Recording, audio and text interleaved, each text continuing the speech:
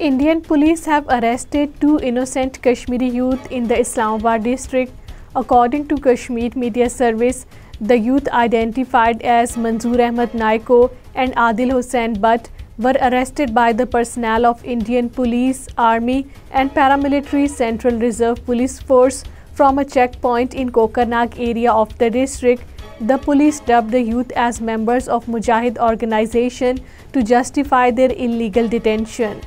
As the world observes International Day for Abolition of Slavery, India continues to treat the people of occupied Kashmir as slaves. A report released by the research section of Kashmir Media Service said the observance of the day is aimed to end slavery in the world.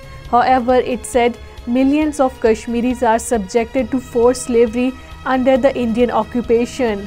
All parties Hurriyat Conference has strongly condemned the reign of terror unleashed by the Indian troops in occupied Kashmir.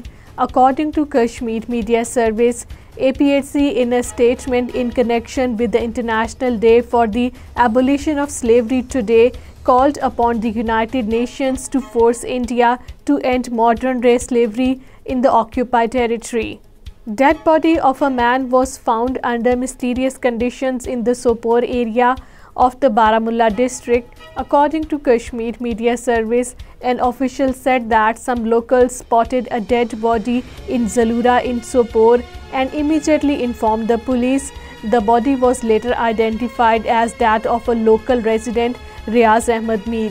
All parties Hurriyat Conference Azad Jammu and Kashmir chapter has said that the RSS-backed Hindutva Indian government led by Narendra Modi has turned the occupied Kashmir into a hell for its inhabitants for demanding their right to self-determination.